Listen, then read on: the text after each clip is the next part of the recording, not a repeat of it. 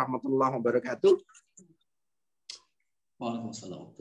Bismillahirrahmanirrahim. Alhamdulillahirabbil alamin. Wassalatu wassalamu ala asrafil anbiya'i wal mursalin wa ala alihi washabbihi ajma'in wattabi'in wattabi'uhum bi ihsanin ila yaumiddin. Amma ba'd. Alhamdulillah, teman-teman, saya hari ini cukup happy karena beberapa waktu terakhir di manajemen KRM banyak hal yang harus dikerjakan. Banyak sekali pagi, siang, sore, malam. 2 hari ini saya juga harus berjibaku, mata seperti zombie kalau kata saya bilang, karena sangat lelah sekali. Tapi alhamdulillah pada kesempatan sore hari ini kita diberi kesempatan untuk berkumpul kembali dalam majelis ilmu, majelis yang semoga menjadi salah satu cara kita mengundang rahmatnya Allah, mengundang berkahnya Allah. Sebagaimana Rasulullah SAW janjikan bahwa majelis-majelis ilmu, taman-taman surga itu wanazzana alaihimus sakinah wa ghasyiyatuhumur rahmah, diturunkan bagi mereka ketenangan, ketentraman, dikucurkan bagi mereka rahmat. Semoga bagi kita semua yang hadir, termasuk keluarga kita, termasuk yang memfasilitasi paket data kita, semua mendapatkan berkahnya insyaallah. Teman-teman semua, sama seperti pekan lalu, tema kita masih seputar kesabaran, sampai kapan ku bersabar. Dan kita sudah praktek kemarin ya, sampai kapan harus bersabar. Seharusnya kemarin kita sudah menyelesaikan tentang tema itu, tapi qadarullah ada masalah dan hari ini kita ditakdirkan untuk bertemu. Alhamdulillah. Kita bersabar selama 1 pekan untuk bertemu dengan teman-teman yang lain. Oke, Ustaz Nadif, sehat, Ustaz? Alhamdulillah, sehat. Alhamdulillah.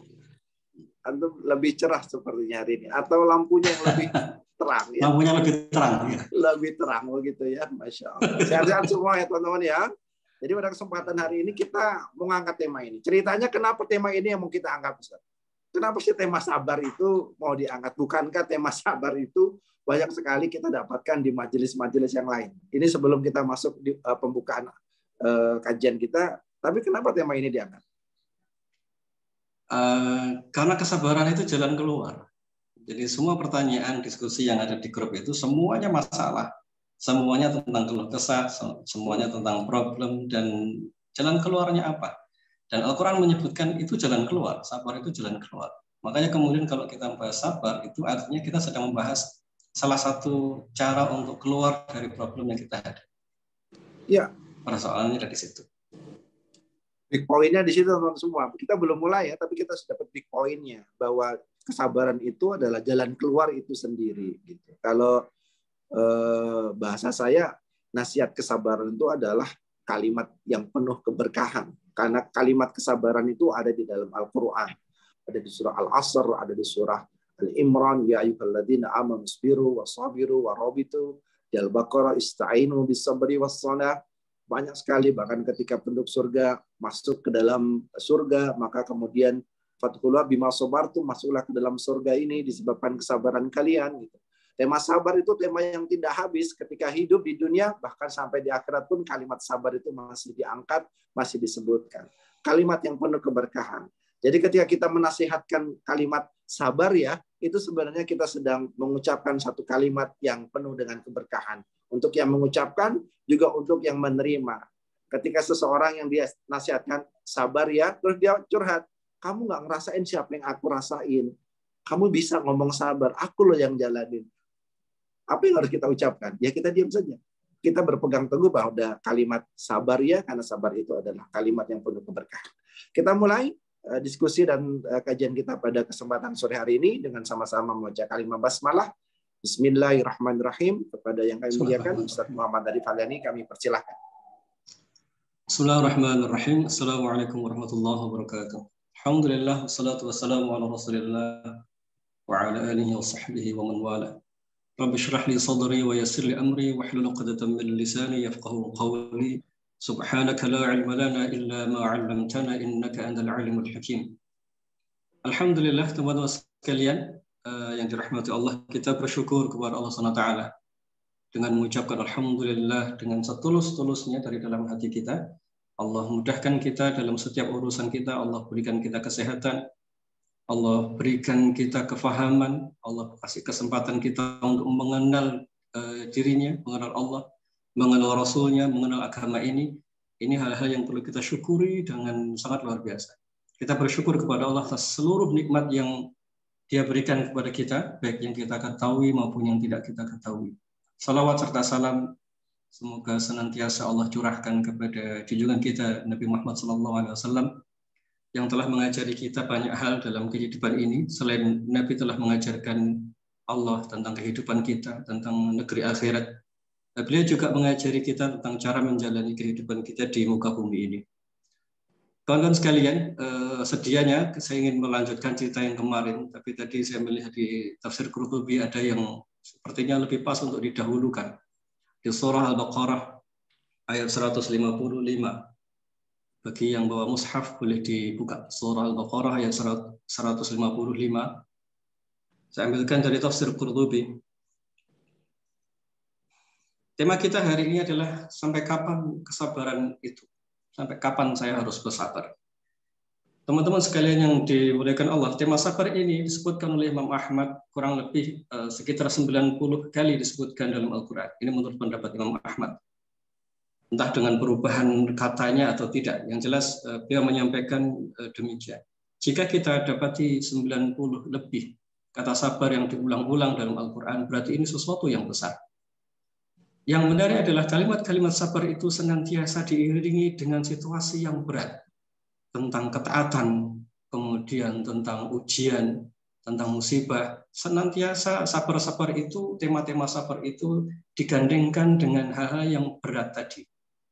Namun pada saat yang sama, kalau kita telisik lebih lanjut tentang tema sabar itu, kemudian dibarengi dengan balasan yang luar biasa. Misalnya, yang Allah sebutkan pahalanya bighairi hisab, yang pahalanya itu tidak ada batasnya. Kemudian pada lain kesempatan Allah sampai menggaransi tentang orang-orang yang sabar ini, innallaha ma'as sabirin, sesungguhnya Allah beserta orang-orang yang sabar. Artinya pembelaan kepada orang-orang yang bersabar ini luar biasa. Pahala yang dijanjikan dan sekaligus proses untuk menjalaninya itu sebenarnya Allah bersama orang-orang yang bersabar. Ini adalah derajat yang sangat agung. Kadang kita merasa bahwa kesabaran itu terlalu berat untuk dijalani karena kita merasa sendirian dalam menjalani ujian-ujian itu. Tetapi Allah mengisyaratkan, mengabarkan kepada kita, Allah membersamai orang-orang yang sabar itu. Ini hal yang sangat agung. Kesabaran itu hal yang sangat agung sehingga Allah mau menyertai orang-orang yang sabar itu. Maka jika pertanyaannya sampai kapan saya harus bersabar, maka kembalikan lagi pada statement di awal tadi. Sesungguhnya orang-orang yang bersabar itu, dia bersama Allah SWT. Coba diulang lagi pertanyaannya, sampai kapan saya harus bersabar? Kembali lagi pada pernyataan dalam Al-Quran, innallaha ma'as sabirin. Sesungguhnya Allah beserta orang-orang yang sabar. Sesungguhnya kebersamaan Allah dengan orang-orang sabar atau bersama kita saat kita menjalani ujian itu jauh lebih berharga daripada jalan keluarnya sendiri. Kebersamaan Allah bersama kita waktu kita menjalani masa-masa sulit itu jauh lebih berharga. Itu jauh lebih berharga. Bisa dibantu mematikan soundnya. Baik, kebersamaan Allah bersama orang-orang yang bersabar ini, dan mudah-mudahan kita termasuk di dalamnya, itu jauh lebih berharga dibandingkan dengan semua peras keringat kita untuk mencari jalan keluar itu sendiri. Makanya ketika Allah menyebutkan innallaha ma'as sabirin, itu sesuatu yang agung, itu kabar gembira sebenarnya. Maka kalau pertanyaan kita, kapan ya ini berakhir? Kapan ya saya harus sampai batas apa kesabaran saya? Kalau kita renungkan pada pernyataan itu, mungkin kita akan berpikir ulang, perlukah pertanyaan itu kita sampaikan? Karena sebenarnya Allah justru bersama orang-orang yang bersabar itu. Teman-teman sekalian, apa yang kita tuju dalam salat? Bersama Allah. Apa yang kita tuju dalam safar, perjalanan yang jauh, ibadah umroh, haji? Apa yang kita tuju dalam sedekah? Apa yang kita tuju dalam puasa? Apa yang kita tuju dalam salat-salat malam kita? Apa yang kita tuju dalam semua amal saleh yang kita lakukan? Yang kita tuju adalah kebersamaan Allah dalam ibadah-ibadah itu. Itu yang kita tuju. Dan sekarang, hari ini, Allah mengabarkan kepada kita semua dalam Al-Quran, innallaha ma'as sabirin. Artinya dengan proses yang kita alami sekarang ini, dengan semua kesulitan-kesulitan itu, Allah mengabulkan semua sebagian yang kita hajatkan dengan ibadah yang selama ini kita tuju. Ibadah itu kita harapkan kita bisa bersama Allah, kita bisa merasakan dekat dengan Allah. Dan ketahuilah ternyata Allah menyebutkan di kalimat yang lainnya bahwa Allah mengatakan Allah berserta orang-orang yang bersabar. Nah, kalau pertanyaannya sampai kapan saya harus bersabar? Sampai kapan saya harus berhenti bersabar misalnya? Menjadi tidak relevan pertanyaan itu. Karena sebenarnya bersama dengan Allah itu sesuatu yang kita tuju, kita buru, kita cari dari sejak dahulu. Jadi kalau temanya demikian, maka selesai kajian ini. Jadi sebenarnya sudah selesai. Kajian kita sudah selesai. Kenapa? Karena memang sebenarnya kebersamaan kita dengan Allah itulah yang kita tuju dari seluruh perjalanan hidup kita semua. Innallaha ma'as sabirin. Mari kita lihat dalam surah Al-Baqarah ayat 155.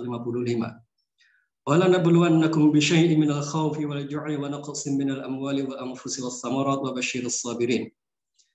Kita melompat ke bagian akhir dulu. Wa basyirus sabirin. Untuk kesekian kalinya kemudian Allah mengabarkan kepada kita, Allah menggaransi bahwa orang-orang yang bersabar itu mereka akan mendapatkan kabar gembira, kemenangan, pertolongan, rahmat, ampunan atau yang lainnya yang Allah Maha mengetahui. Yang jelas aksioma, sesuatu yang pasti didapatkan oleh orang-orang bersabar itu adalah kabar gembira. Ini adalah ujung yang harus kita yakini bersama. Kenapa kita harus tahu ujung dari proses ini? Karena nanti pada potongan ayat sebelumnya, kita akan dihadapkan dengan problem. Kita akan dihadapkan dengan masalah, kita dihadapkan dengan kesulitan. Kata Allah misalnya, bisyai'in minal khauf, pada sebagian kita akan merasakan rasa takut, kemudian kelaparan, kemudian harta yang berkurang, kemudian kematian, sakit, paceklik, dan yang lain sebagainya. Musibah-musibah itu sebuah aksioma, kodrat kita, takdir kita, yang pasti kita alami. Tapi di ujungnya Allah mengabarkan kepada kita, wa basyirus sabirin. Berikanlah kabar gembira pada orang-orang yang bersabar. Teman-teman sekalian yang dirahmati Allah, apa jadinya seandainya ujung ayat ini tidak dijelaskan kepada kita? Seandainya di ujung ayat ini Allah tidak mengabarkan wa basyirus sabirin, maka ayat ini begitu berat kita terima. Kami akan uji, kita akan diuji oleh Allah dengan sebagian rasa takut, khawatir, cemas, sakit, musibah, dan lain sebagainya. Lalu kemudian tidak ditunjukkan ujungnya oleh Allah SWT. Kira-kira apa yang terjadi dalam hidup kita? Resah, gelisah. Jadi, cara berpikirnya adalah ketika seseorang itu tidak mengerti ujung dari semua proses perjalanan kita, maka yang terjadi resah. Kenapa seseorang tidak bisa bertahan lama dalam menjalani ujian? Karena dia tidak tahu ujungnya. Tidak tahu ujungnya itu maksudnya tidak paham apa yang dikabarkan oleh Allah terhadap proses yang tadi dijalani. Kita memang tidak perlu mengerti kapan berakhirnya. Kita memang tidak perlu mengerti bagaimana nanti hasil akhirnya. Tetapi yang dikabarkan oleh Allah SWT adalah nanti semua proses yang kita jalani itu ujungnya adalah kabar gembira. Walaupun mungkin kabar gembira itu tidak seperti yang kita inginkan. Tapi ujungnya adalah kabar gembira. Teman-teman sekalian, jadi bagaimana agar kita punya kemampuan untuk bertahan? Saya dapati ini di tafsir Qurtubi, nanti ada kalimat yang menarik sekali disampaikan oleh Imam Qurtubi. Agar orang itu bisa melalui masa sulit itu dengan luar biasa. Maka yang pertama adalah teman-teman sekalian, berikan ruang dalam batin kita. Warnai dalam batin kita ini dengan sebuah kalimat, wa basyiris sabirin. Berikan kabar gembira pada orang-orang yang mau bersabar. Jadikan itu warna dalam pikiran dan batin kita. Itulah yang akan kita tuju. Itulah yang akan kita raih. Dengan semua liku-likunya. Setiap orang tidak sama. Ada orang-orang yang nanti mereka mendapatkan ujian berupa kenikmatan. Ada sebagian yang mendapatkan tidak enak. Kesulitan. Tapi keduanya ini sama ujungnya. Wa basyiris sabirin. Kemudian Imam Qurtubi menjelaskan, dari ujian-ujian tadi yang namanya kematian, sakit, dan lain sebagainya, itu sebenarnya adalah untuk menguji setiap hamba agar terlihat di antara mereka siapa yang lurus betul, lalu siapa yang menyimpang. Lalu setelah itu, setiap orang akan mendapatkan ganjaran sesuai dengan cara dia meresponnya, cara dia menjalaninya. Jadi persoalannya sebenarnya bukan pada jalan keluar. Karena jalan keluar itu Allah sudah menggaransi di ujung ayat tadi, wa basyirus sabirin. yang diukur sebenarnya adalah bagaimana cara kita menjalaninya. Imam Qurtubi kemudian menyampaikan dengan kalimat begini. Setelah itu barulah akan diberikan ganjaran untuk masing-masing reaksinya. Jadi apa yang akan kita dapatkan adalah bagaimana cara kita bersikap terhadap situasi-situasi sulit itu. Mari kita lihat dulu definisi selanjutnya dijelaskan oleh Imam Qurtubi. Kita lewati bisyai'in minal khaufi wal ju'i wa naqsin minal amwal. Kita lewati saja. Beliau kemudian menjelaskan wabashsyiris sabirin, berikanlah kabar gembira pada orang-orang yang bersabar. Apa yang mereka dapatkan? Yaitu tentang pahala yang tanpa batas dan tidak pernah dikira. Balasan pahala yang tidak pernah bisa dibayangkan dan betapa besarnya pahala itu yang dijanjikan oleh Allah SWT kepada mereka yang mau bersabar. Ini bukan soal berhasil dan tidak berhasil mencari jalan keluar. Karena makna asal dari sabar itu, kata Imam Qurtubi, adalah menahan. Kemampuan untuk bertahan. Kemampuan untuk bertahan dalam situasi yang benar tadi, dalam situasi yang baik tadi, tetap lurus, kemampuan untuk menahan diri, terus-menerus untuk menahan diri dengan sikap yang benar, sehingga dia mendapatkan pahala karena sikap dan reaksinya yang positif atau benar tadi.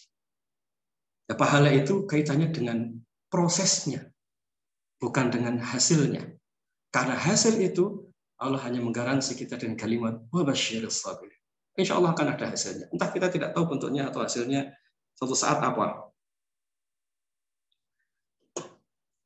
Nabi SAW dikutip oleh Imam Qurtubi ini, beliau menjelaskan tentang bahwa yang dimaksud kesabaran itu adalah pada pukulan yang pertama. Pada pukulan yang pertama. Tetapi Imam Qurtubi memberikan tafsiran yang agak menarik. Kata beliau yang dimaksud dengan pukulan pertama itu adalah seseorang akan mendapatkan pahala terbaiknya itu pada saat musibah, kesulitan itu berada di puncaknya, satu, atau di awal terjadinya musibah. Ya, pahala terbaik dari kesabaran itu ada di dua sisi. Pertama, ketika pertama kali hadir musibah itu. Yang kedua, ketika berada di puncaknya. Di puncak itu maksudnya pada saat terasa sangat berat, terasa sangat sulit, terasa sangat panas. Pada situasi itulah dia berada di puncak amalnya. Nah, ini menurut Imam Qurtubi. Jadi puncak amal kesabaran itu justru ketika kita, satu, pertama kali terjadi. Kedua, ketika semakin rumit, semakin tidak ada jalan keluar, di sanalah pahala. Di sanalah pahala terbaiknya. Maka, mohon maaf sekali, jangan terburu-buru untuk mengatakan, kapan ini berakhir? Jangan. Kenapa? Karena puncak dari amal atau puncak dari pahala yang namanya sabar itu justru berada di titik paling kritis kesulitan yang sedang kita hadapi. Dan di situ akan muncul reaksi dalam diri kita. Apakah kita akan bersikap positif ataukah kita bersikap negatif? Itu titik krusialnya ketika kita berada di puncak yang paling berat. Jadi teman-teman sekalian yang dirahmati Allah, maka jika kita sekarang ini kita merasa ujian kita ini sangat berat, sangat sulit, seperti tidak ada jalan keluar, saya ingin garis bawahi, kita sedang berada di puncak amal kesabaran itu. Teruskan. Dan jangan bertanya dulu kapan harus berakhir. Jangan dulu. Kenapa? Karena ini di puncak amal. Ini di puncak terbaiknya pahala untuk kita. Itu yang disebutkan oleh Imam Qurtubi. Bahkan beliau kemudian menyampaikan begini. Adapun jika musibah itu telah mereda, ya, telah mulai mendingin, kata beliau, mulai mereda, mulai mendingin, fadilahnya tidak akan sebesar ketika dia di puncak musibah yang sedang dia alami. Adapun jika seseorang telah merasa sedikit reda atau kehangatan musibah tadi telah mendingin, maka siapapun dapat menahan kesabarannya. Oleh karena itu tidak besar lagi fadilahnya. Jadi teman-teman sekalian yang dirahmati Allah, semoga Allah berikan kekuatan kepada kita semua untuk menjalani puncak dari kesabaran itu. Karena itu pahala terbaiknya dan itu titik kritisnya, apakah kita akan belok ataukah kita akan berbalik ataukah kita akan terus bersabar dengan janji yang Allah berikan kepada kita. Nah, kemudian ada yang tadi saya sebutkan, menarik yang disampaikan oleh Imam Qurtubi. Sebagian para ulama misalnya di Ihya Ulumuddin, Imam Al-Ghazali misalnya membagi musibah itu ada 3 jenis. Bukan musibah, apa namanya?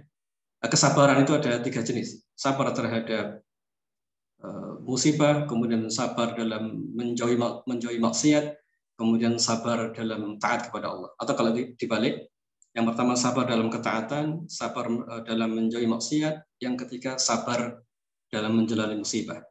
Tapi Imam Qurtubi, beliau tidak menyebutkan ada 3, hanya 2, kata Imam Qurtubi. Sabar itu hanya 2, yaitu sabar dalam taat kepada Allah dan sabar dalam memerangi maksiat dalam dirinya. Orang yang sabar dalam ketaatan, dia adalah orang yang saleh, kata Imam Qurtubi. Kemudian orang yang sabar dalam menjalani atau menjauhi maksiat, dia adalah seorang petarung. Bahasa beliau begitu. Dia adalah seorang petarung. Dan mereka adalah seorang petarung.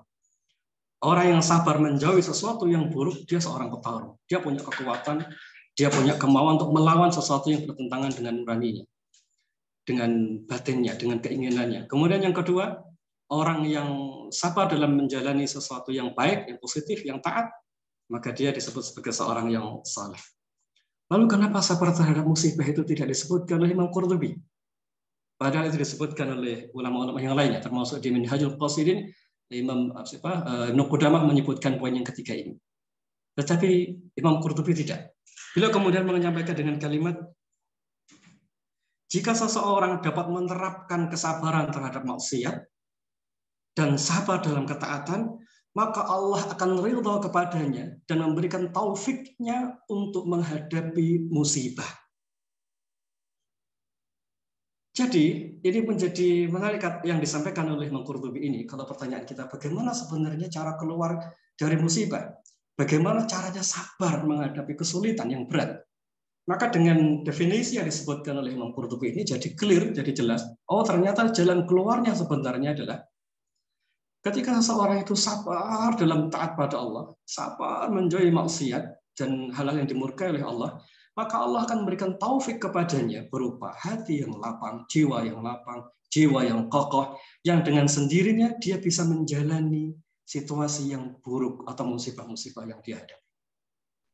Jadi pertanyaannya, bagaimana caranya sabar?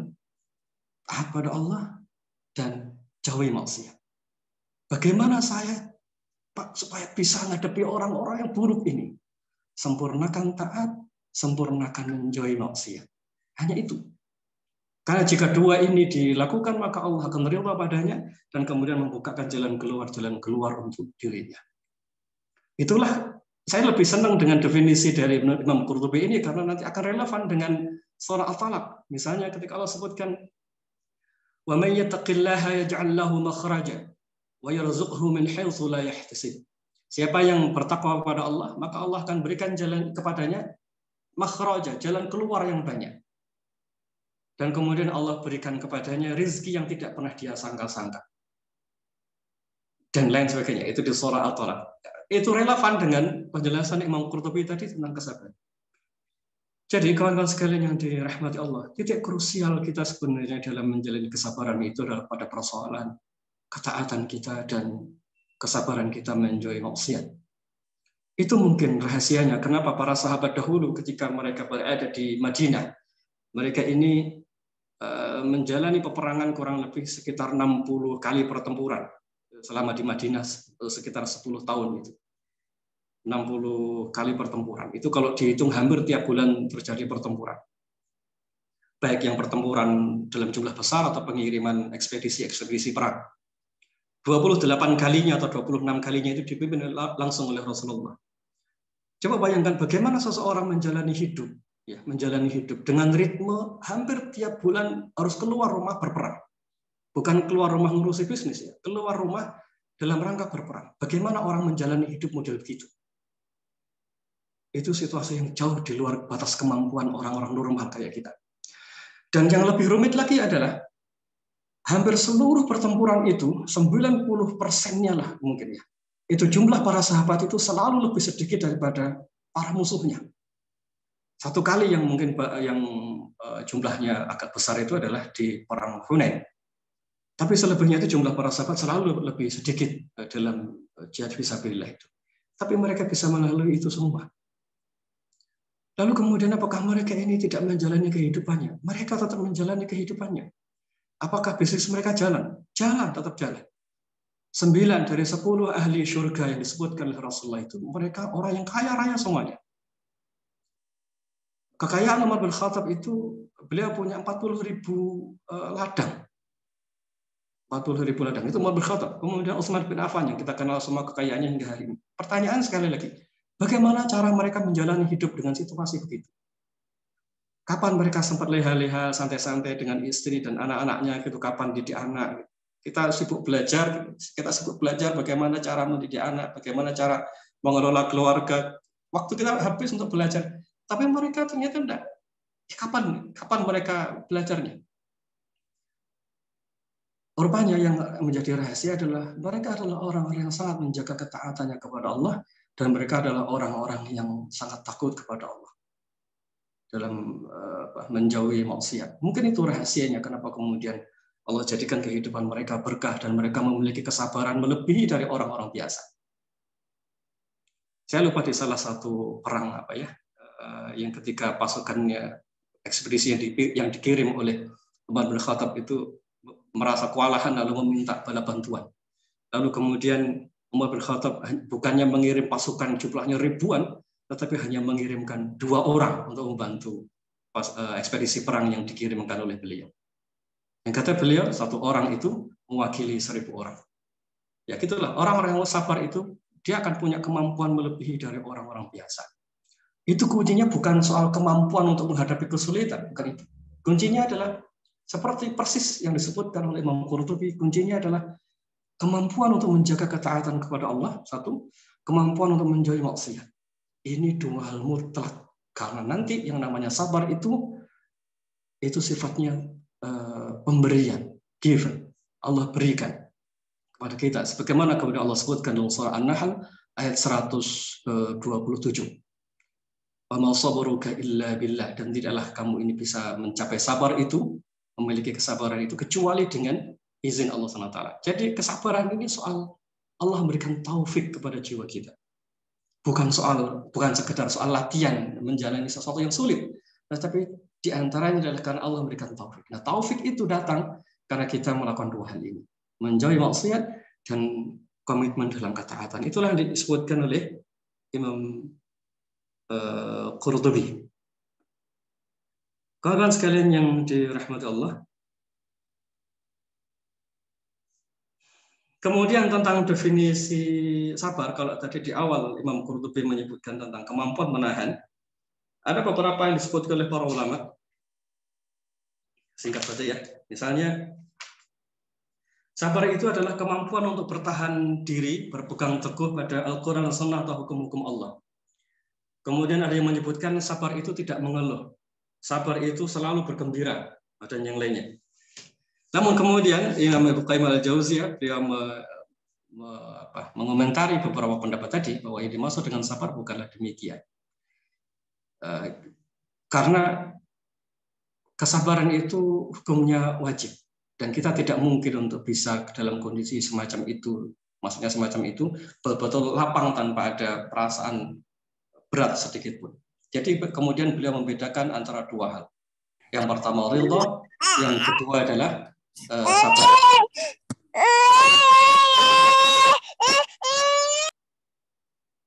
Yang pertama adalah ridha, yang kedua adalah sabar. Ridha itu hukumnya sunnah. Ridha itu sampai tidak dalam batinnya lapang, selapang-lapangnya.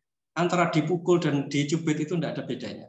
Antara dikasih muka masam atau dikasih senyuman itu tidak ada bedanya. Itu perasaan orang yang sudah ridha, lapang banget. Tapi itu sunnah.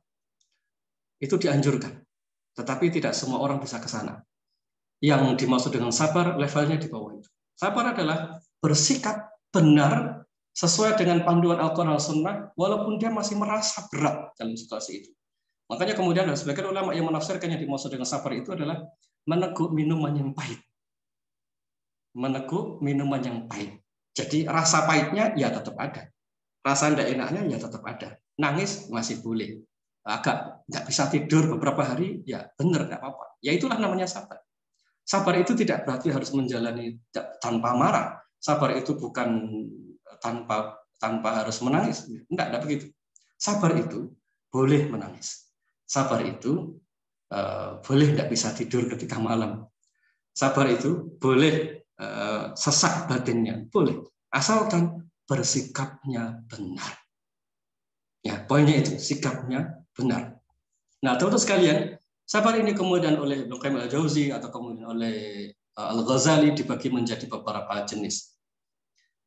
Yang pertama ada yang namanya sabar itu wajib hukumnya. Yang wajib itu adalah sabar dalam menjauhi maksiat. Ini wajib. Ya, sabar dalam menjauhi maksiat itu hukumnya wajib. Maka kalau pertanyaan, saya enggak kuat sabar, Pak. Ya, tunggu dulu, sabar yang mana? Kalau sabar menjauhi maksiat, hukumnya wajib, enggak boleh ditinggalkan. Saya enggak sabar, Pak. Jadi boleh maksiat. Begitu nanti akhirnya. Jadi sabar itu dalam poin yang pertama, yang berhukum wajib itu adalah sabar menjauhi maksiat. Sabar untuk menjauhi hal-hal yang haram. Sabar untuk menjalankan kewajiban. Sabar untuk sholat 5 waktu, sabar untuk menutup aurat, sabar untuk menafkahi kalau seorang laki-laki, sabar untuk berbakti pada orang tua, sabar untuk berbakti pada suami, sabar untuk mendidik anak, itu sabar. Jadi tidak boleh kalau kita bilang, saya mau berhenti sabar. Ya, tunggu dulu. Kalau pada poin yang pertama ini, tidak boleh. Tetap harus jalan. Tetap harus menafkahi. Meskipun kita sangat benci kepada istri, tetap harus menafkahi. Karena itu kaitannya hukumnya dengan wajib. Saya marah, bisnis saya gagal semua. Saya depresi, saya mau libur sholat misalnya. Tidak boleh. Sholat itu tetap wajib. Jadi konsekuensinya akan dosa kalau kita meninggalkan sabar pada poin yang pertama ini. Kemudian sabar yang hukumnya sunnah. Sabar yang hukumnya sunnah itu misalnya bersabar untuk tidak melakukan hal-hal yang makruh. Atau sabar untuk istiqomah dalam hal yang sunnah. Termasuk pada poin yang sunnah ini, kata Ibnu Qayyim al-Jauziyah, adalah sabar untuk tidak membalas dengan balasan yang setimpal. Itu sunnah.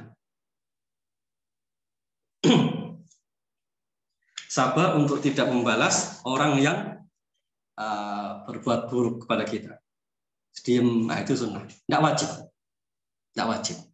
Maksudnya berarti kalau sekali waktu membalas dengan balasan setimpal, ya boleh gitu maksudnya. Tapi lebih utama dan hukumnya sunnah adalah menahan diri dan tidak membalas dengan balasan yang setimpal. Kalau membalas dengan yang lebih dari itu, maka hukumnya jadi dosa. Kemudian nanti ada sabar yang hukumnya makruh, ada hukumnya mubah dan lainnya. Ada hukumnya haram juga. Ya itulah intinya. Jadi sabar ini ada dalam rentang definisi tadi. Nah, teman-teman sekalian, dari definisi-definisi itu sebenarnya, maka setiap orang itu sebenarnya dia punya kesabaran dan tidak mungkin tidak. Karena tidak mungkin orang itu bisa sholat 5 waktu kecuali dia punya sabar. Seseorang itu tidak mungkin bisa puasa kecuali dia punya sabar. Imam Qatadah, beliau menjelaskan teori tumbuh kembang. Imam Qatadah, beliau menjelaskan salah satu teori tumbuh kembang. Beliau kemudian menjelaskan salah satu poin dari teori tumbuh kembang itu begini. Kalau seorang anak, dia sudah mulai bisa tahu mana yang baik dan buruk. Tahu lawan jenis, ini laki-laki, ini perempuan, mulai tertarik. Semua ketertarikan, semua pertimbangan dalam batin tahu mana baik dan buruk, itu artinya di baliknya atau dalam jiwanya telah diletakkan sabar. Karena seseorang itu tidak mungkin bisa memilih yang benar atau meninggalkan yang salah kecuali di dalam dirinya ada sabar. Berarti sejak kapan? Ya sejak kita diajari salat 7 tahun, umur 7 tahun kita disuruh sholat oleh Rasulullah, itu kan mengulang-ulang sholat sampai usia 10 tahun atau 13 tahun dalam riwayat yang lain. Itu artinya anak usia 7 tahun itu sudah punya bekal yang namanya sabar. Sehingga dia bisa disuruh untuk sholat atau puasa. Ya, begitu maksudnya. Jadi dengan demikian, tidak ada orang yang tidak bisa bersabar. Semua orang itu bisa sabar. Buktinya apa? Buktinya kita sekarang menutup aurat. Buktinya sekarang kita salat 5 waktu. Buktinya sekarang kita mau duduk di majelis taklim. Jadi sebenarnya setiap orang itu punya sabar. Jadi kalau kita bilang, Pak, saya sudah tidak sabar. Enggak mungkin. Karena ketika kita bisa membedakan benar dan salah, itu artinya dalam diri kita telah dibekali oleh Allah SWT sebuah perangkat yang namanya sabar. Itu perangkat yang membuat kita bisa tahu benar dan salah. Itu perangkat yang membuat kita bisa memilih ini yang benar, lalu meninggalkan ini yang salah. Itu hanya bisa terjadi kalau kita punya perangkat yang namanya sabar. Jadi kalau ditanya, Pak, saya bisa sabar enggak? Bisa. Bisa. Karena itu bekal yang Allah letakkan kepada kita untuk bisa mengemban syariah. Itu bekal yang Allah letakkan dalam fitrah kita sebagai seorang manusia untuk bisa bertahan dalam kehidupan kita. Jadi kalau kita sekali lagi ditanya, saya bisa sabar atau tidak? Bisa. Tergantung kita sekarang mau menjalani sabar itu atau tidak. Inilah konsep yang sebenarnya terjadi dalam tema sabar. Jadi saya ingin kasih kabar gembira kepada kita semua hari ini, bahwa sebenarnya kita insya Allah bisa sabar. Jadi kalau pertanyaannya sesuai dengan judul, sampai kapan kita harus bersabar? Ya terus, karena sabar itu ada yang hukumnya wajib. Sampai kapan saya harus bersabar? Ya terus, karena itu bekal yang telah Allah letakkan dalam rohani kita sejak kita kecil.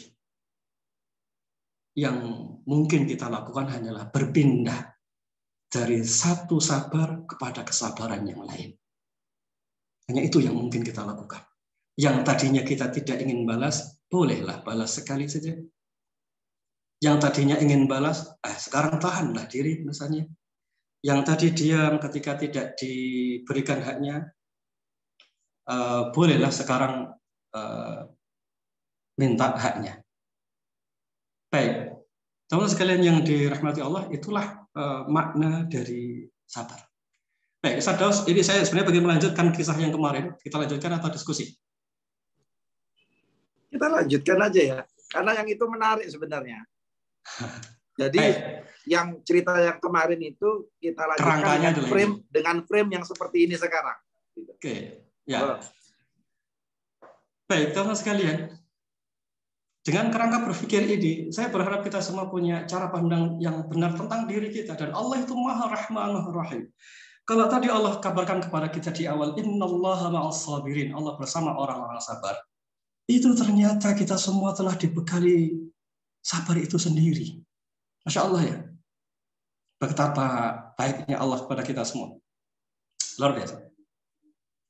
Nah, teman-teman sekalian yang dirahmati Allah, tempoh hari kita membahas tentang Nabi Ibrahim, Ibunda Hajar, dan Ibunda Sarah. Tiga orang ini profil orang-orang yang sabar. Nah, kita dengan frame yang tadi, mari kita lihat kisah ini dengan sudut pandang yang lebih baik. Ibunda Sarah itu adalah Ibunda Sarah ini wanita yang mulia. Dia seorang anak seorang raja. Status sosialnya berarti sangat hebat, sangat luar biasa karena dia seorang raja. Kalimat ini bukan kalimat saya, ini kalimat dari Ibnu Katsir di buku beliau Qasasul Anbiya. Dia seorang wanita mulia, beliau seorang wanita yang sangat cantik jelita kata Ibnu Katsir. Dan beliau salah satu orang yang mungkin doanya mustajab menurut saya. Karena beliau pernah mendapati salah satu fragmen dalam kehidupan beliau yang diceritakan oleh Ibnu Katsir.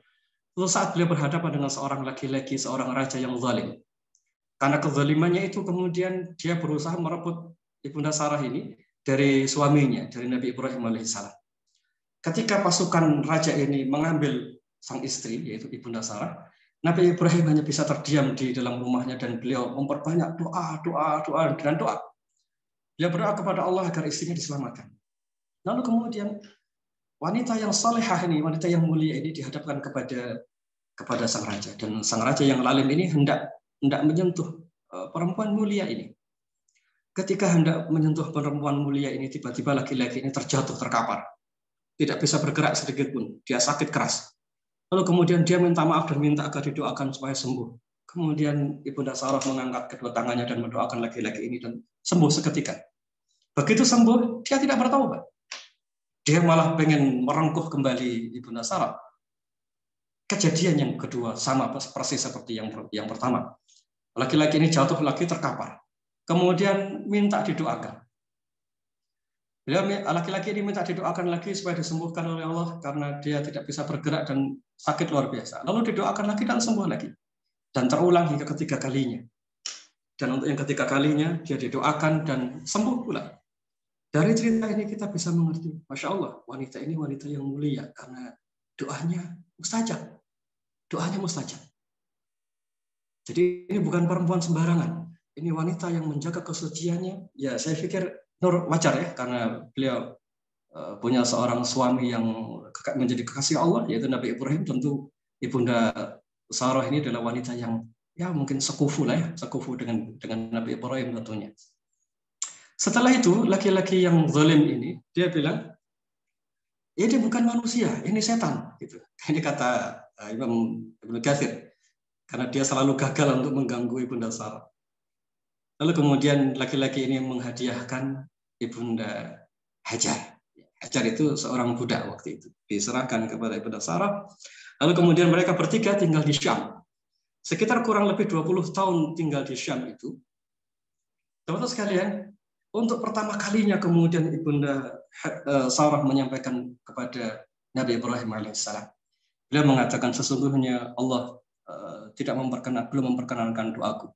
Allah tidak memberikan keturunan melalui aku. Teman-teman sekalian, orang-orang yang mustajab doanya itu kadang untuk satu dua hal juga tidak harus mustajab. Ini kita berhenti memotret Ibunda Sarah dulu ya. Kadang memang tidak harus mustajab. Jadi kalau pertanyaan kita seperti kita sebagai orang-orang biasa, lalu kita berdoa, ya Allah kapan doa kita dikabulkan? Tunggu dulu. Kita aja doanya tidak semustajab Ibunda Sarah. Lalu tiba-tiba kita bertanya, kapan doa saya dikabulkan? Sedangkan Ibunda Sarah yang doanya sedemikian mustajab, lalu ada satu kejadian dalam kehidupan beliau yang tidak dikabulkan oleh Allah SWT. Ini lazim. Ini sesuatu yang biasa terjadi pada siapapun. Baik pada orang yang saleh maupun pada orang-orang biasa seperti kita. Jadi ini bisa terjadi pada orang saleh maupun pada orang biasa seperti kita. Jadi ketika kita berdoa kemudian belum dikabulkan oleh Allah SWT, karena di sana ada kehendak Allah. Allah mengabulkan itu sesuai dengan kehendaknya, bukan sesuai dengan keinginan kita. Dan Allah yang maha mengetahui kenapa Allah tidak mengabulkan doa Ibunda Sarah waktu itu. Namun kemudian Ibunda Sarah memilih sikap yang benar. Inilah tema sabar yang kita bahas di awal. Beliau tetap memilih sikap yang benar. Apa itu? Keluarga kecil ini harus ada penerusnya. Nabi Ibrahim itu kekasih Allah, beliau seorang nabi. Maka wajar jika dari rahim Ibunda Sarah atau sang istri atau keluarga ini harus lahir nabi-nabi pula yang akan meneruskan risalah dakwah ini. Harus ada yang meneruskan risalahnya Nabi Ibrahim alaihissalam. Harus ada yang melanjutkan dakwah ini. Itu hal yang sangat besar. Ibunda Sarah mengerti persis bahwa ini keinginan Nabi Ibrahim alaihissalam. Bukan sekadar seorang ayah yang ingin punya anak. Bukan seperti itu saja yang ada dalam pikiran beliau. Tetapi ini soal risalah. Ini soal dakwah. Ini soal menyampaikan risalah dakwah. Maka kemudian beliau memilih untuk meletakkan egonya dan kemudian beliau menyampaikan kepada Nabi Ibrahim alaihissalam, datangilah dia. Maksudnya Ibunda Hajar. Beliau kemudian menghadiahkan yang tadinya Ibunda Hajar ini adalah budak pelayannya Ibunda Sarah, kemudian dihadiahkan kepada Nabi Ibrahim. Datangilah dia. Maksudnya paham ya, datanginya. Singkat cerita kemudian beliau Ibunda Hajar ini hamil. Di awal-awal ketika kehamilan terjadi, yang luar biasa yang disebutkan oleh Imam Ibnu Katsir, Ibunda Hajar ini semakin dicintai dan semakin mulia kedudukannya di mata majikannya. Mungkin yang dimaksud adalah Nabi Ibrahim, mungkin yang dimaksud juga kedua orang ini, yaitu Ibunda Sarah dan Nabi Ibrahim alaihissalam. Hajat yang bertahun-tahun lamanya itu terkabul, tetapi sayangnya, dalam tanda kutip, sayangnya melalui wanita yang lain, yaitu Ibunda Sarah, Ibunda Hajar. Dan apakah Ibunda Sarah kemudian beliau tidak cemburu? Cemburu, Bu. Sisi itu muncul gitu. Sisi itu muncul. Sampai kemudian beliau mengatakan, kurang lebih kalau bahasa bebasnya ya, terserah saja engkau mau apakan Hajar itu. Jadi beliau sudah berkecamuk begitu dalam batin beliau.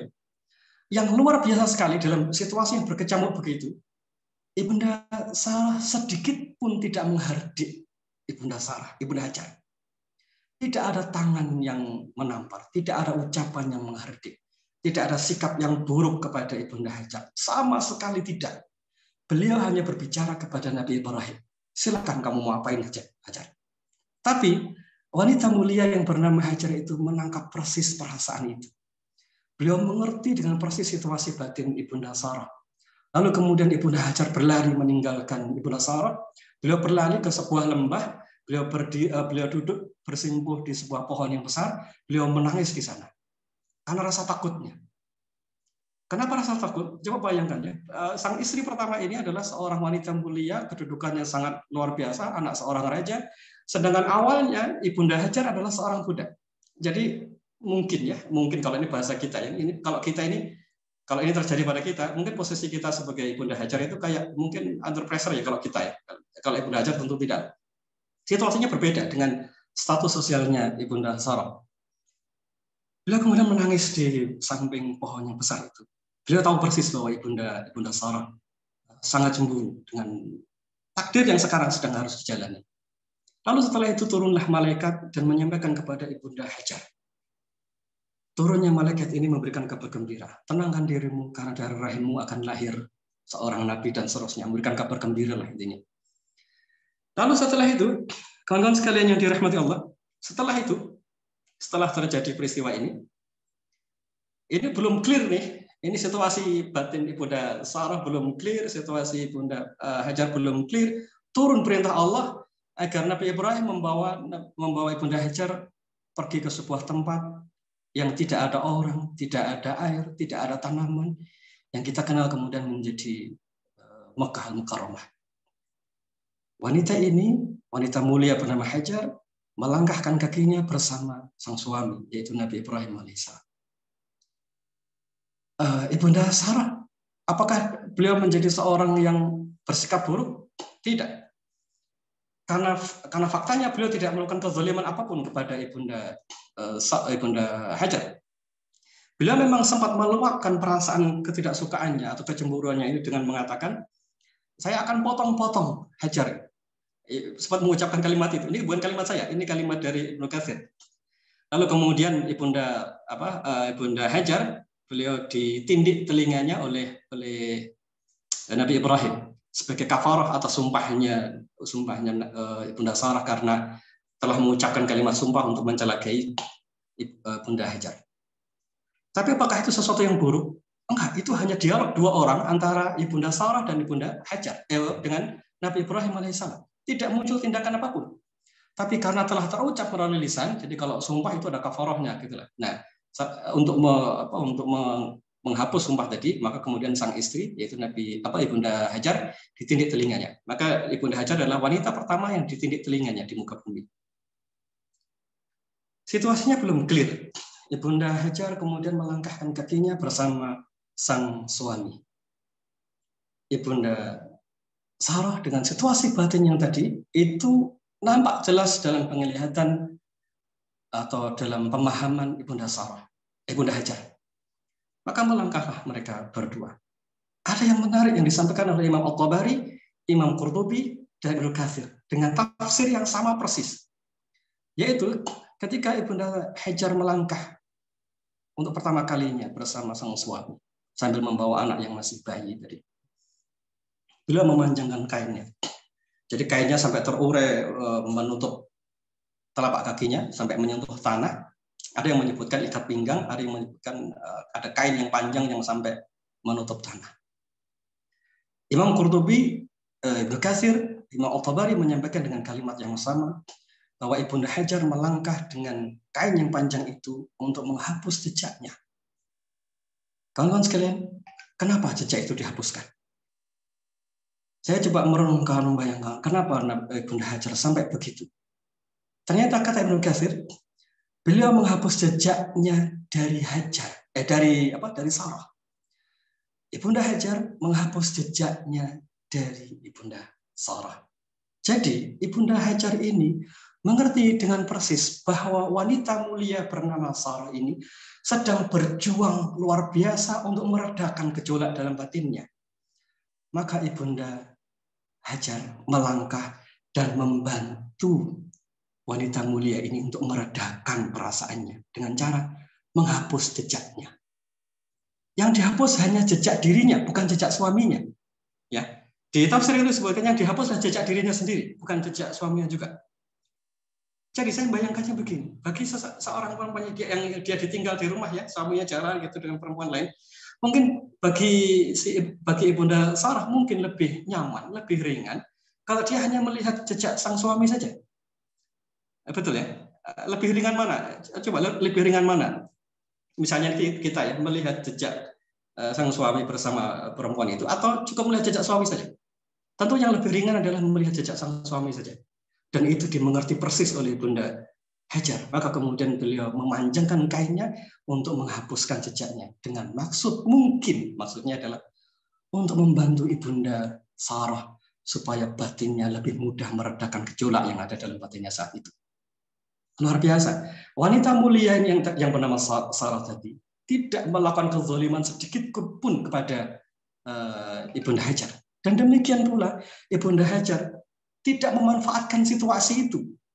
Tidak memanfaatkan dalam situasi sudah menang, dalam tanda kutip, dia punya keturunan, bisa berjalan bersama sang suami. Tidak memanfaatkan situasi itu, bahkan dia sangat luar biasa. Sebelum dia melangkah meninggalkan negeri ini, beliau membantu wanita mulia bernama Sarah tadi untuk keluar dari beban batinnya. Lalu mereka semua melangkah. Nah, teman-teman sekalian, kita semua bisa pahami bagaimana orang-orang ini kedudukannya begitu mulia di hadapan Allah, karena mereka bisa bersikap sangat baik, sangat baik. Ini kalau misalnya kita ya, saya nggak bisa bayangkan kalau itu terjadi pada kita. Ini sudah ramai, tidak karuan ya kalau ini model kita. Tapi mereka ini bersikap dengan sangat baik. Apakah kemudian ketika mereka melangkah ke negeri Mekah itu sudah dimengerti oleh Ibunda Hajar? Enggak, Ibunda Hajar tidak mengerti. Akan ditinggal oleh Nabi Ibrahim di tempat yang baru, beliau juga tidak mengerti. Jadi, ini perjalanan yang sangat berat yang dilalui oleh Bunda Hajar dan Nabi Ibrahim setelah itu. Saya ingin berhenti kisahnya jangan dilanjutkan karena itu nanti akan bahasanya cukup panjang nanti. Nah, bagi teman-teman yang ikut spiritual healing in Haramain, nanti mudah-mudahan ini bisa diselesaikan kisahnya di sana. Inilah insya Allah. Nah, yang ingin saya garis bawahi adalah dengan pembahasan yang tadi di awal tentang tema kesabaran itu adalah menahan sesuatu yang berat, yang rumit, walaupun terasa gejolak yang luar biasa dalam batin, namun tetap bersikap dengan sikap yang benar. Itulah yang namanya sabar. Maka kita dapati kenapa Ibunda Sarah itu begitu mulia. Ya, beliau bisa bersikap dengan benar.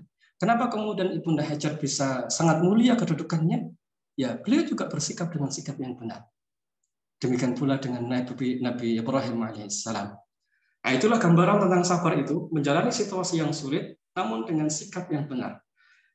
Apakah tidak boleh sedih? Ya boleh, ya sama lah seperti Bunda Sarah, ya ada perasaan tidak nyaman, ada perasaan, ya itu ada.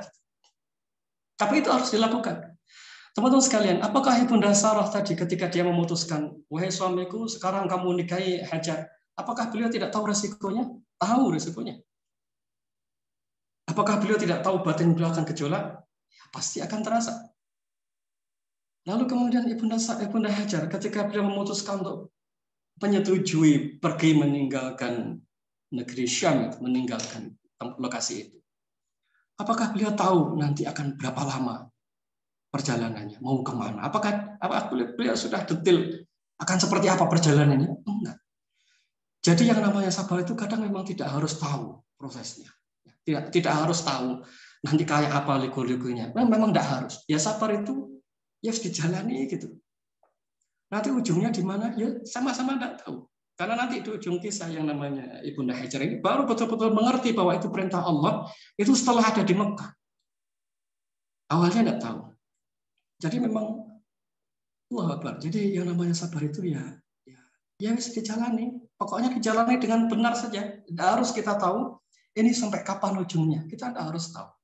Yang jelas adalah jalani gitu. Bagaimana agar ujungnya baik? Nah, itu kan yang penting. Bagaimana agar ujungnya baik? Ingat kembali di awal kita bahas, Allah telah menggaransi orang-orang sabar tadi. Wabashirus sabirin. Wabashirus sabirin. Berikan kabar gembira pada orang-orang yang bersabar. Maka pada orang-orang yang bersabar itu, ujungnya dia pasti akan ketemu dengan kebaikan. Itu yang harus ada dalam diri kita. Lalu kita nanya nih sekarang, piye Pak, gimana Pak caranya supaya ujungnya baik? Maka caranya adalah jalani dengan benar. Lalu muncul lagi pertanyaan, gimana Pak caranya supaya terus benar gitu dalam menjalani situasi rumit itu? Caranya seperti tafsirannya Imam Qurtubi tadi, bahwa sabar menjalani musibah itu ditopang oleh dua hal. Satu, sabar dalam taat pada Allah, dan sabar menjauhi maksiat. Kalau dua ini sudah kepegang, nanti insya Allah Allah akan berikan taufik, dada kita akan diluaskan oleh Allah, pikiran kita akan dibuka, mungkin disitulah kemudian muncul makhraja, jalan keluar, mungkin setelah itu muncullah wa yarzuqhu min haitsu la yahtasib, atau mungkin urusannya menjadi dimudahkan. Allah alam. Semoga Allah berkahi majelis ini. Masya Allah, barakallah. Lengkap cetok lilo. Seharusnya sudah selesai kajian kita ya. Tidak usah ada diskusi dan pertanyaan karena sudah sangat jelas apa yang perlu kita lakukan. Kalau dari penjelasan Imam Qurtubi itu Ustaz, kita menjadi paham mengapa kemudian Nabi Ibrahim alaihissalam beserta keluarganya itu dapat melewati semua cerita hidup itu dengan sempurnanya. Wa idibtala Ibrahim rabbuhu bikalimatin fa'atammahun. Dan ingatlah ketika Nabi Ibrahim itu kami uji dengan begitu banyak ujian, tapi kemudian dia menyempurnakannya. Nah, kemudian Allah berikan taufik dalam perjalanan hidupnya dan juga keluarganya. Kalau kemudian berdasarkan dari penjelasan Imam Qurtubi juga, kalau kemudian kita kembalikan flashback kepada diri kita masing-masing atau teman-teman yang banyak cerita tentang keruwetan dan masalah di dalam grup itu, kalau hari ini kita belum bisa bersabar terhadap sesuatu, kalau kemudian kita masih belum bisa bersabar terhadap permasalahan yang sedang terjadi, jangan-jangan nih Allah belum memberi taufik kepada kita untuk bersabar karena kita punya masalah dengan dua hal di belakang kita. Penopang tadi yaitu ketaatan dan kemaksiatan tadi, jauhi maksiat tadi. Jadi teman-teman semua, sebenarnya apa yang disampaikan oleh Ustaz Nadib berdasarkan penjelasan Imam Qurtubi, Imam Ibnu Katsir, Imam Al-Ghazali, dan semuanya tadi itu dapat membuat satu frame berpikir kepada kita semua. Satu, diagnosa ke dalam batin kita, jangan-jangan kita punya masalah sama Allah nih. Hubungan kita ada hal kita perbaiki. Atau yang kedua, ketika kita sudah dapat menjalani dengan baik, kita bisa lolos dari setiap lubang jarum dalam hidup kita selama beberapa kali dalam perjalanan hidup kita. Itu semua gift, semua taufik, semua karena anugerah dari Allah. Salah satunya kita cek lagi. Kalau dulu mungkin kita bisa jalani hidup kita dengan baik, hayatan thayyibah, dengan baik, smooth, mau ada masalah seperti apa kita dapat jalani dengan baik. Jangan-jangan saat itu level ketaatan kita, level kedekatan kita dengan Allah jauh lebih baik dibandingkan dengan sekarang. Nah, teman-teman nanti coba diskusikan, kita buka forum diskusi selama kurang lebih sudah jam 5 nggak terasa ya, 15 menit saja. Jadi guru saya ini teman-teman semua kalau sekali waktu dikasih waktu untuk bicara setengah jam bisa 45 menit. 45 menit itu bisa extend menjadi 1 jam. Oke, 15 menit kita buka untuk diskusi. Silakan yang mau bertanya secara langsung angkat tangannya atau lewat chatting. Silakan. Silakan Bu Haji. Assalamualaikum Ustaz. Waalaikumsalam. Waalaikumsalam warahmatullahi. Gimana kabarnya? Alhamdulillah sehat, cuma sedikit ada masalah Ustaz. Ini Ustaz mau bertanya ya, kebetulan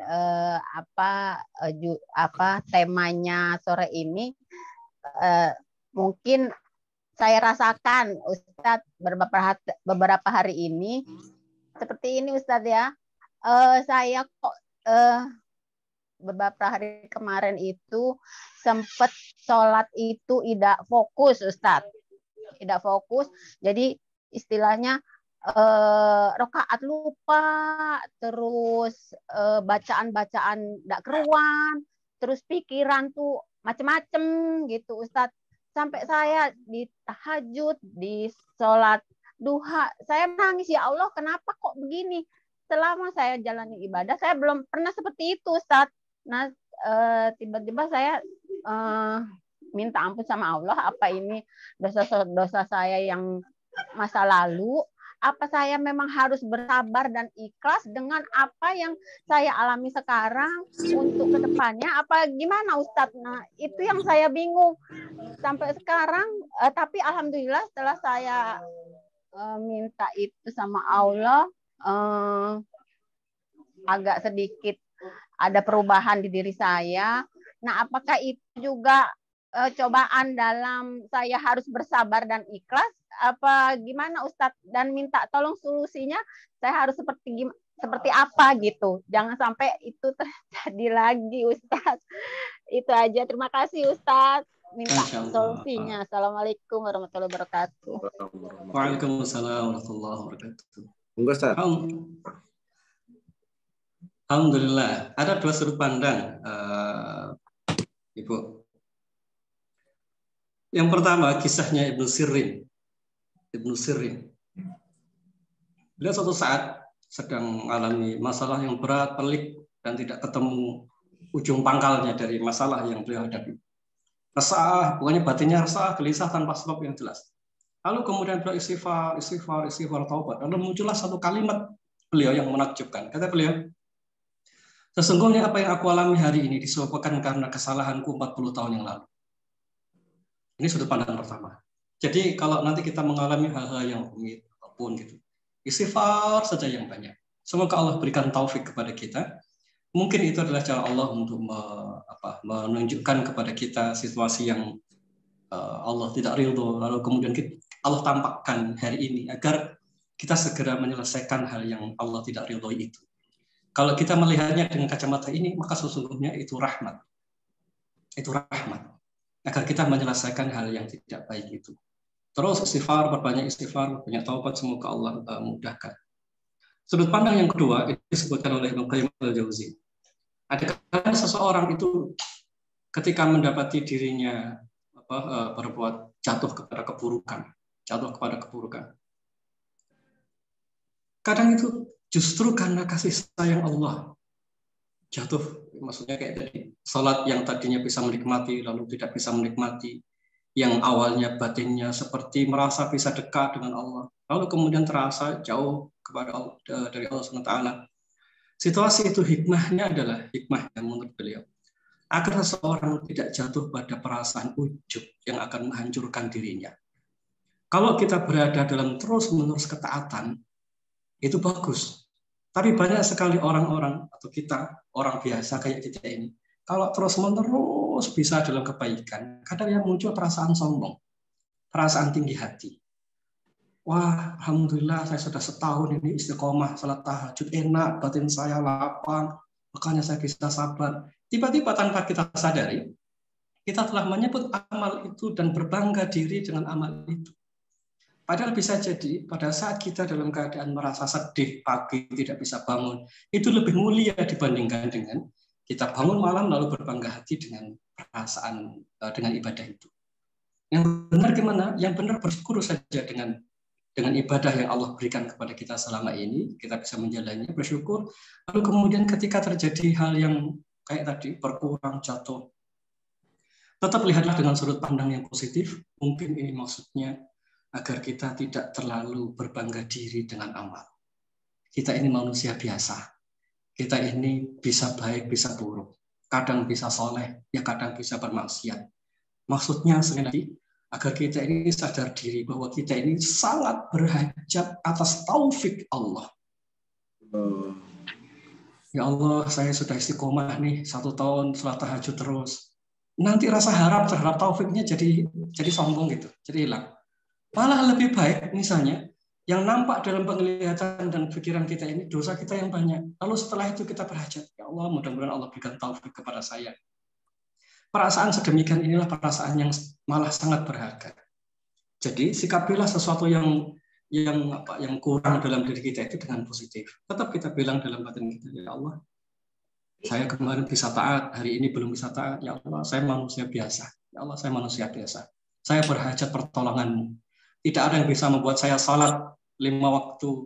Tidak ada yang bisa membuat saya istiqomah tahajud selama ini kecuali pertolongan. Buktinya sekarang saya bermaksiat, buktinya saya sekarang berbuat dosa, buktinya saya sekarang lemah. Jadi tidak ada yang bisa membuat saya istiqomah dalam kebaikan kecuali karena pertolongan-Mu. Bawa arah pikirannya ke sana, mudah-mudahan Allah tutupi yang kurang, Allah cukupkan yang kurang, Allah sempurnakan yang kurang, Allah ampuni semua yang khilaf. Bawa pikiran kita ke arah sana dan tidak perlu dipikir ini gangguan jin atau bukan. Ini sesuatu yang lazim terjadi pada siapapun. Mungkin begitu ya? Ya. Likai la ta'saw 'ala ma fatakum wa la tafrahu bima atakum. Agar kemudian kita tidak terlalu larut dalam kesedihan dan tidak terlalu euforia terhadap apa yang kemudian menimpa kita karena semua Allah sudah takdirkan. Mungkin begitu Ustaz ya. Di surah Al-Hadid begitu. Ya, surah Al-Hadid ayat 23. Ini ada pertanyaan menarik sekali, Masya Allah nih. Assalamualaikum Pak Ustadz. Waalaikumsalam. Saya belum bisa angkat tangan bertanya secara langsung maksudnya karena sikon tidak mendukung. Baik. Jika kita sangat sulit mengendalikan amarah yang membara terhadap orang yang sangat menyakiti kita, sangat sulit. Artinya beliau sudah mencoba untuk mengendalikan. Ini kan satu hal yang juga positif ya. Padahal kita sudah selalu mencoba, Ustaz. Apakah kita sudah termasuk bersabar? Meski kita sampai berkata yang membuat orang yang menyakiti tersadar. Jadi kadang sempat juga terlepas kata-kata yang kata-kata tersebut membuat orang yang mendengar pun menjadi tersadar. Mohon solusinya. Ini bagus ini untuk beberapa sudut pandang. Ya, batasan tadi masih kita ingat ya, salah satu hukum sabar itu ada yang sunnah ya, ada yang sunnah. Yang sunnah itu adalah tidak membalas orang lain dengan balasan yang setimpal, itu sunnah. Artinya berarti kalau misalnya kita tidak melakukan itu, artinya kita membalas dengan balasan yang setimpal, itu boleh. Jadi marah itu boleh sekali waktu selama tidak melakukan kezaliman. Sebagaimana Ibnu Sarah tadi, ada perasaan bergejolak dalam batinnya, tapi tidak melakukan kezaliman. Beliau hanya diskusi dengan Nabi Ibrahim alaihissalam, tidak melakukan hal yang buruk kepada Ibunda Hajar. Beliau tetap bersikap dengan sikap yang benar. Pak, bagaimana? Saya ini kadang pengen marah, kadang sabar, kadang bisa lapang. Tapi kadang saya pengen negur orang itu. Apakah ini sabar? Iya, itu sabar. Ketika Anda atau kita menahan diri tidak membalas, kita sedang mengamalkan sabar yang sunnah. Lalu kemudian saya sudah tidak sanggup, Pak, ini saya menahan diri 5 bulan, ini sekarang saatnya ngomel. Ngomel dalam batas yang setimpal, itu pun sabar. Ya, itu pun sabar. Karena kita menjalankan yang menjadi kewajiban kita untuk meluruskan. Sama misalnya ketika suami atau orang tua mendapati anaknya, mendapati istrinya tidak menutup aurat misalnya, ya dia harus ngomong, dia harus negur. Yang salah harus diluruskan. Meluruskan itu mengikuti perintah Al-Quran dan Sunnah. Menasihati, mencegah orang dari berbuat buruk, itu mengikuti Al-Quran dan Sunnah. Nah, kita masih ingat salah satu definisi yang disebutkan oleh sebagian ulama tadi, yang dinamakan sabar adalah berpegang teguh pada perintah. Berpegang teguh pada perintah. Ya kalau ada orang zalim, tidak cukup kita diam, ya jangan diam. Karena meluruskan itu bagian dari perintah Allah. Meluruskan tadi, itu pun bagian dari kesabaran. Makanya, tidak ada orang yang bisa sholat kecuali dia punya sabar. Tidak ada orang yang bisa amar ma'ruf nahi mungkar kecuali dia punya sabar. Tidak ada orang yang bisa jihad fisabilillah kecuali dia punya sabar. Dan tidak ada orang yang bisa menahan diri kecuali dia punya sabar. Jadi sebenarnya tidak ada masalah. Amar ma'ruf nahi mungkar itu bagian dari kesabaran itu sendiri.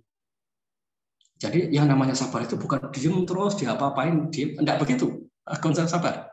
Ya, tadi masih ada definisi-definisi tadi, dan kemudian ada beberapa hukum sabar. Ya, insya Allah mudah-mudahan selama balasan tadi tidak melampaui batas, maka insya Allah itu benar dan itu sabar. Kita hanya bergeser dari satu hukum sabar kepada hukum sabar yang lain. Iya, nah kalau dari pertanyaan tersebut, beliau disakiti yang teramat sangat, lalu kemudian beliau hanya membalas dengan kalimat, mengucapkan kalimat-kalimat yang menyadarkan. Balasannya itu masih di bawah itu, Bu. Jadi jangan takut dibilang tidak sabar. Ibu masih dalam kondisi sabar, insya Allah. Ibu atau bapak ini? Wallahu a'lam. Ada pertanyaan lanjutannya? Oke, Evan Injilev. Oke, nggak apa-apa. Tadi ada gempa di daerah Garut, kita doakan agar tidak terjadi apa-apa. Beberapa teman kita di Jawa Barat merasakan ada gempa. Cukup lumayan, gempanya 6,8 skala Richter. Lebih besar daripada yang ada di Cianjur. Semoga tidak apa-apa ya. Semoga Allah melindungi saudara kita. Baik, ada pertanyaan terakhir mungkin? 1-2? Nggak ada lagi? Sudah sabar semua ya, insya Allah. Masya Allah. Teman-teman sekalian nanti silahkan simak ya. Saran saya ini diulang-ulang, nanti disimak diulang-ulang, dibagikan di grup. Mudah-mudahan semua bisa berproses dengan cara yang benar. Itu insya Allah sebagian dari jalan keluar. Ingat kembali di salah satu ayat di surah Al-Baqarah, wasta'inu bis-sabri was-shalah. Ya, jalan keluar itu ada di dua itu, salat dan sabar. Dan ini termasuk jalan keluarnya. Jalan ini dipahami dengan baik, mudah-mudahan nanti bisa mengubah sakitnya, mudah-mudahan segera sembuh, problemnya mudah-mudahan bisa selesai, atau kita menjalaninya dengan cara yang benar dan kita akan meneguk pahala yang berlipat ganda di kemudian hari, insya Allah. Insya Allah. Gitu ya. Ya, naik turunnya itu prosesnya. Prosesnya itu yang kemudian sebenarnya salah satu paket dari kesabaran itu sendiri, kan begitu. Ya. Jadi paketnya itu sendiri. Kalau teman-teman anak kita di kelas 3 SD itu belajar tentang tambah-tambahan dan kurang-kurangan begitu. Tapi nanti kalau sudah di kelas 4 sudah ada perkalian, pembagian dan pecahan. Kemudian anak saya misalkan adik OP itu mengeluh, kok susah ya? Ya memang begitu. Ya pun demikian dengan kita. Kullu manzilatin, setiap manzilah, setiap makomnya kita, setiap kita itu pasti memiliki ujiannya sendiri-sendiri. Dan kita sudah dibekali dengan kesabaran dalam fitrah penciptaan kita. Insya Allah teman-teman semua bisa. Ya, berproses. Jadi jangan kemudian patah arang ya. Patah arang yang ujung-ujungnya menyangka bahwa segala sesuatunya ini buntu dan tidak ada jalan keluar. Akhirnya melahirkan keputusasaan. Padahal kalau dalam Al-Quran, dalam kisah-kisah yang diceritakan oleh Ustaz Nadi, para ulama dalam kitab-kitab itu bahwa ada keajaiban yang bisa merubah keputusasaan itu berbuah harapan dan jalan keluar. Salah satunya adalah kisah Ibunda Hajar, Ibunda Sarah, dan Ibrahim alaihissalam. Sampai ketemu nanti di bulan Januari ya. Saya mau kasih tahu buat teman-teman Jakarta, Bandung khususnya atau sekitarnya. Insya Allah pertengahan bulan Januari 2023. Kita awali deh tahun 2023 itu dengan sesuatu yang lebih baik. Kita ada satu training namanya Spiritual Healing for Living. Jadi ini yang ruwet-ruwet di batin kita tuh gimana sih untuk kemudian menyelesaikannya. Ini ada satu masalah kok nggak selesai-selesai. Masalah satu belum selesai, datang masalah kedua belum selesai, bertumpuk dengan masalah berikutnya. Sebenarnya apa yang terjadi dengan kehidupan orang tersebut? Mengapa begitu banyak keruwetan dan kerumitan yang hadir? Nah, itu kita coba bahas dengan sudut pandang Al-Quran, dengan pendekatan metode konseling di Spiritual Healing for Living. Batch yang pertama ya untuk Bandung, insya Allah fresh deh buat teman-teman. Yang kedua, kita juga insya Allah doakan di bulan Februari awal, tanggal 5, kita insya Allah keluarga besar KRM, saya, Ustadz Nadif, dan beberapa tim konselor lainnya, beserta teman-teman lain, kita mengadakan satu program baru namanya Spiritual Healing in Haramain. Jadi bimbingan spiritual, bimbingan konseling yang sifatnya membangun spiritual, tapi di Tanah Suci Mekah dan Madinah. Sekaligus kita umrah insya Allah. Bagi yang berkenan untuk hadir atau dengan keluarganya, masih ada 2 seat yang tersisa. Saya mau cerita nih sama teman-teman ya. Saya mau cerita ini kisah uniknya. Masya Allah. Semoga ada ibrahnya. Dari 2 seat itu teman-teman semua, sejak awal sudah ada lebih dari 15 orang yang mendaftar. Saya kan project manager yang mendaftar. Jadi dari 2 seat itu Ustaz, ada yang mendaftar gitu.